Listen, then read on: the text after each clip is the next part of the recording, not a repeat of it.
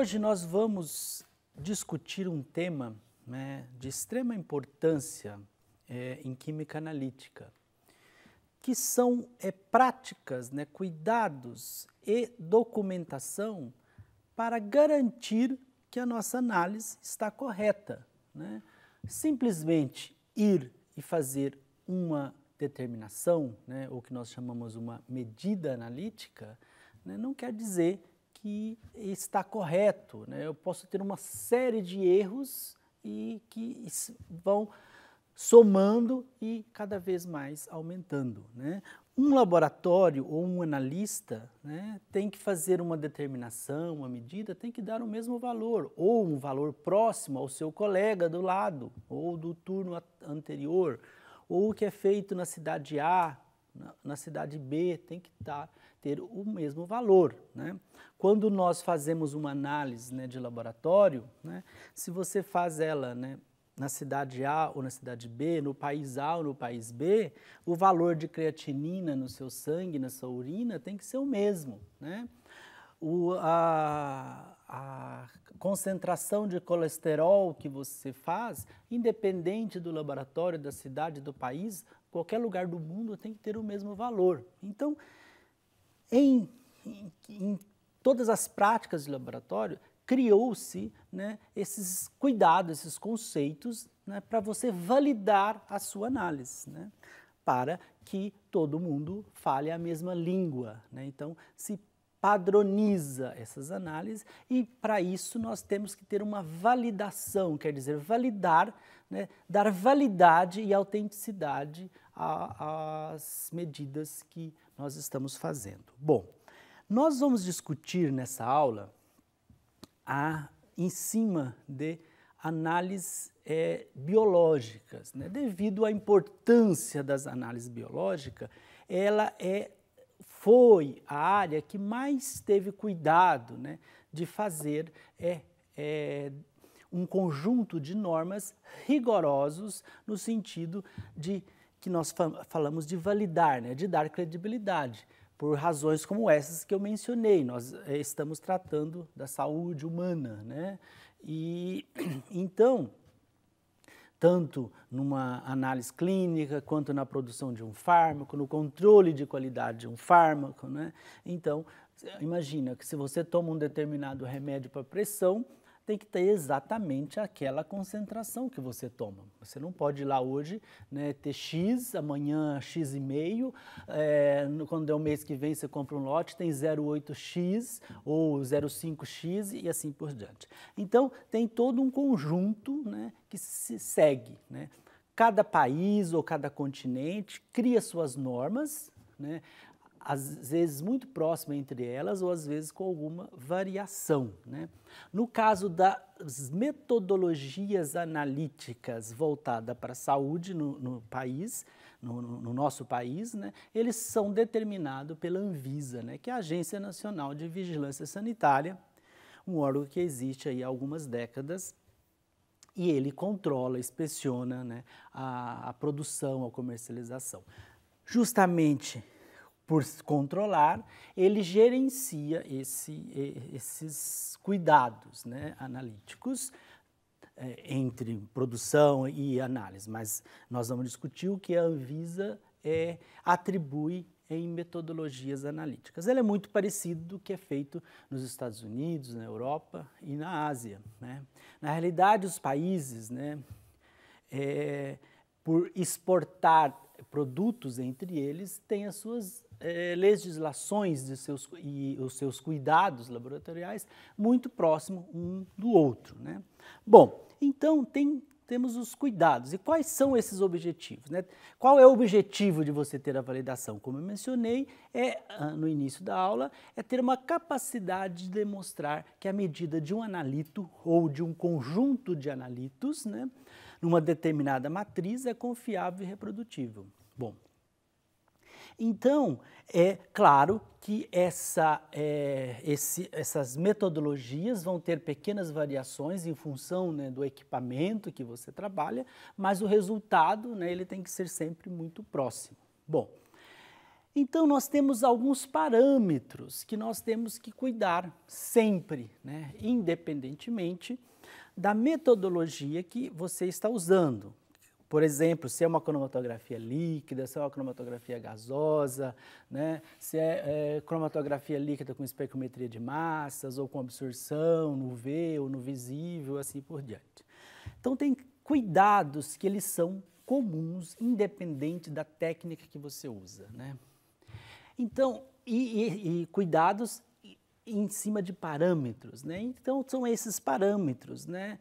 A exatidão, né? Lembre na primeira aula de analítica, onde nós mostramos, né, um esquema, né, de bolas, aonde a gente discutia exatidão e precisão, né? Então, eu tenho que ser exato, tem que ser preciso, tem que ser seletivo, quer dizer, qual é a capacidade, né, desse método de discriminar uma amostra com interferentes ou não, né? Aquele método é possível discriminar os interferentes, né? E o quanto ele é seletivo ou não, né? A exatidão e a precisão já falamos, ele tem que ser exato, tem que ser preciso, né? Claro que nós temos aí as tolerâncias, e essa questão da tolerância é que é muito bem documentada, né? A sensibilidade, né? Quanto esse método é capaz de detectar qual é a quantidade mínima, né? Então, é como a gente já viu, né, na aula de limite de detecção e quantificação, né? Qual é a sensibilidade do meu método? Quanto ele é reprodutível, né? Quanto o analista A e o analista B faz e dá o mesmo resultado, ou próximo. Quanto o laboratório A ou o laboratório B no país A ou no país B, né? E a estabilidade, né, da minha amostra com o meu método. Eu preciso saber o quanto a minha amostra é estável. O que eu tenho que fazer após a coleta dela? Ela pode ficar lá em cima da bancada o dia todo, né? Eu tenho que colocar um conservante, eu tenho que imediatamente colocar 4 graus na geladeira, eu tenho que levar para o menos 20 ou para um super freezer, né? Quanto tempo eu posso deixar essa amostra? Um dia, uma semana, um mês, 2 anos, né? E se eu precisar de ter ela a longo prazo, o que eu tenho que fazer? Então, tudo isso esses parâmetros têm que estar documentados quando a gente fala nisso em um laboratório, né, um laboratório analítico, né, que presta serviço, né, ou que exporta um produto, você tem que ter todos esses cuidados. Bom, vamos lá.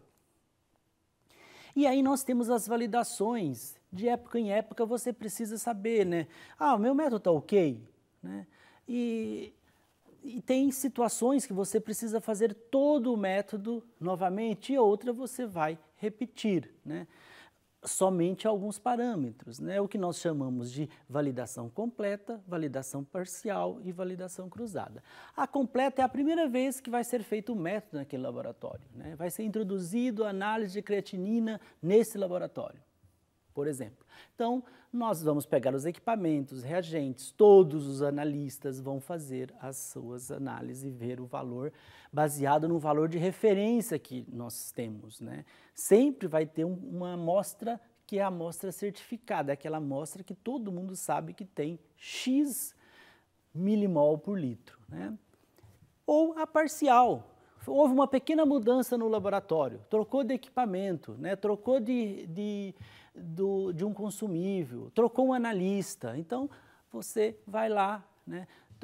No caso de sangue, trocou o anticoagulante do sangue, você vai lá e faz algumas determinações com aquela tua referência guardada e vê se o valor deu igual, está tudo bem. Se não deu muito diferente, você tem que voltar e fazer a variação completa, né? A validação completa para que você detecte onde está o problema.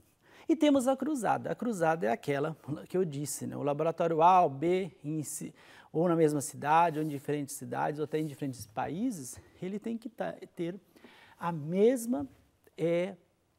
o mesmo resultado, ou o resultado próximo, né? Temos a tolerância do quanto ele pode variar. Bom, então, né, quais as etapas, né, desse desenvolvimento e falando do método bioanalítico, né? Nós temos o quê? A preparação do material de referência, é aquela nossa amostra que vai ficar guardada, né, sempre certificada, para você ver se seu método, seu equipamento, se o seu analista está fazendo corretamente, né? E depois você tem que ter toda a maneira de preparo e estocagem, né? Isso não estamos falando ainda da amostra real, aquela lá que você coleta e vai identificar.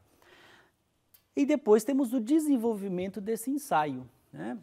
E a implementação desse ensaio. Quando eu estou falando em ensaio, é essa metodologia analítica para análise. Vamos pensar numa análise simples, a creatinina, né? Claro que em um laboratório nunca determina somente creatinina, mas uma série de compostos. Pode ser um fármaco, isso pode ser o contaminante da água do rio que você monitora constantemente, né?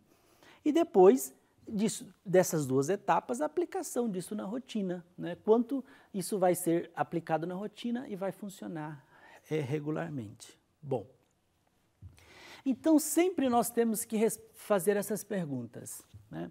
Qual o objetivo de desenvolver a metodologia, né? Eu vou validar para fazer a análise de quais compostos, né? Qual a faixa de trabalho que eu vou utilizar? Vamos usar o nosso exemplo da creatinina. Qual é a faixa que eu posso encontrar a creatinina, né, no sangue e na urina humana? Quais é o menor e a maior concentração, né? O método tem que ser compatível. Às vezes tem situações que nós vamos ter que fazer o quê? Concentrar a amostra quando ele chega numa faixa que o método não responde mais, ou às vezes tem uma região, é possível ter, né, altas concentrações que o método não responde mais, né? Todo método analítico tem uma faixa linear de resposta, né? Então nós temos que saber qual a faixa para que você, durante uma análise, não seja necessário ficar mexendo em método, né? E então, por isso que eu tenho que saber, né, quais são os valores que poderá encontrar em análise. Quais situações extremas você tem que prevenir, né? Qual a situação que você possa ter. Bom, esse é vamos pensar em seletividade, né? Como o meu método vai diferenciar, né, o analito que eu quero analisar, ou os analitos, né, que você pode ter um método aí com centenas de analitos, frente a outros componentes naquela matriz. E aí, para isso, eu preciso saber, né, quais são os principais contaminantes que interferem. Por que toda vez que nós vamos fazer uma análise em um laboratório clínico, a atendente pergunta quais os remédios que você consome, né? Por quê? Baseado naqueles remédios, ela vai saber quais são o analista que vai, não a recepcionista, né, mas o analista, quais são os interferentes. Aquele fármaco que você está utilizando vai interferir no método dela, e aí quais os cuidados que ela tem que tomar, né, naquela análise para que o resultado não seja errado, né, e assim por diante. Bom, aí, tendo essa informação, nós vamos partir o quê? Para a curva de calibração, né? Aqui nós temos o quê? A curva de calibração, ela é utilizada com amostras, referências, onde nós fazemos uma série de concentração para atingir a máxima faixa linear, né, que o equipamento responde, e também toda a faixa, se possível, que você poderá encontrar no seu dia a dia de análise, né? E também fazemos uma amostra que nós chamamos branco, né?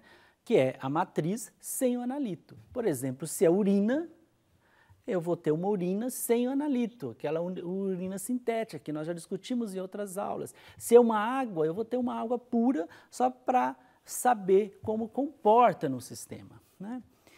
E às vezes nós utilizamos o que nós chamamos de padrão interno. É uma molécula muito parecida com a que eu quero analisar, mas que vai ter um comportamento idêntico do ponto de vista analítico para eu fazer pequenas correções, né? Essa questão do padrão interno, ela é ampla e tem mais informações lá no material de auxílio para vocês, né? Mas a função do padrão interno é fazer pequenas correções que são comuns os erros a um sistema, né? fazendo a curva de calibração, nós vamos ter, né, a nossa equação da reta e e essa equação depois eu vou utilizar para fazer os cálculos, né, com os resultados da amostra real, né? Bom, então, uma curva de calibração, né, nós temos que repetir ela 3 vezes para ver o quanto ela está variando, né? Fazendo ela, nós não podemos ter um desvio acima de 20% entre as 3 curvas, né? Se você tem uma variação acima de 20% entre as 3 curvas, quer dizer, você está cometendo erros que não são permitidos, né? Quer dizer, erros desnecessários. E aí você tem que revisar toda a sua metodologia para saber aonde que está o erro, até a variação entre essas 3 replicatas da curva, né, tenha um erro menor do que 20%. Né? E depois a exatidão. O que é a exatidão? É a capacidade do método, né, de aproximar do valor real. Você vai pegar 3 concentrações no meio dessa curva, né, e uma de baixo, mediano e uma alta, e injetar aquela tua amostra de referência e esse valor, essa variação não pode ser superior a 15%. Né? Depois nós temos o que? A precisão, né? Que é a capacidade de reproduzir um determinado resultado. Novamente, 3 concentrações, né? Dentro do intervalo da curva que nós trabalhamos, 5 determinação por concentração e nós fazemos em dias diferentes, que é o intra-ensaio e interensaio, né? E também em diferentes operadores. Todos esses resultados não podem ficar acima de 15% para cima ou para baixo, né? E finalmente a precisão, né? Que é aquele de você ir fazer vários dias, ou várias vezes e dar o mesmo resultado, né? Não ter um coeficiente de variação superior a 15%. Né? Ele é sempre expresso em porcentagem. Né? Finalmente, a capacidade de recuperação. O que é a recuperação? Você tem uma amostra que você vai determinar uma certa quantidade, você vai adicionar, né, o padrão de referência. Você primeiro determina o quanto tem na amostra, depois você adiciona uma quantidade, você vai fazer uma nova determinação. E aí você tem que ter, né, o resultado anterior e o depois da adição, que você adicionou uma concentração conhecida, sabendo, né, essa variação entre, né, o valor teórico que você tem com o que você espera, ele tem que ficar entre 80% e 120%. Por que se faz necessário? Né? Para que você demonstre que no seu método você não perde a amostra, né? Ela não fica, a sua amostra não decompõe, não fica retida dentro da coluna e assim por diante. Né? Então, e finalmente a estabilidade, que como eu mencionei no início da aula, a gente precisa saber o quanto o nosso método é estável para amostras no meu dia a dia. Então, quando a amostra chega, quanto tempo ela pode ficar esperando para ser analisada, né? Então, esse e o que eu tenho que fazer para a amostra consiga suportar o tempo necessário que eu preciso, de um dia, uma semana, um mês, 2 meses, né? Depende, cada situação tem a sua demanda. Então, isso tudo tem que ser documentado, né? Todos esses parâmetros têm que ser documentados para quando, no caso de você precisar, por exemplo, exportar ou vender o seu produto. Então, os princípios da validação é reproduzir, né, o uso pretendido, adequar para a matriz a ser aplicada todas as condições, né, adequar as características da metodologia, né, ter a habilidade, né, de diluir quando precisa diluir, concentrar quando precisa de concentrar. Todas essas intervenções, né, ela vai ser feita respeitando aqueles limites, né, de tolerância de erro que está documentado. Né? E aí, por isso, você sempre tem a necessidade, né, de utilizar os controles, né, que é o material certificado que nós utilizamos e chamamos o material de referência que você vai sempre repetir. Bom, Isso foi o que eu tinha para dizer para vocês sobre validação. Ele é um assunto amplo, né, que ele envolve todo o controle de qualidade, mas aqui deu para ter uma noção, né, da dimensão e da importância desse processo para o sucesso de uma análise. Muito obrigado.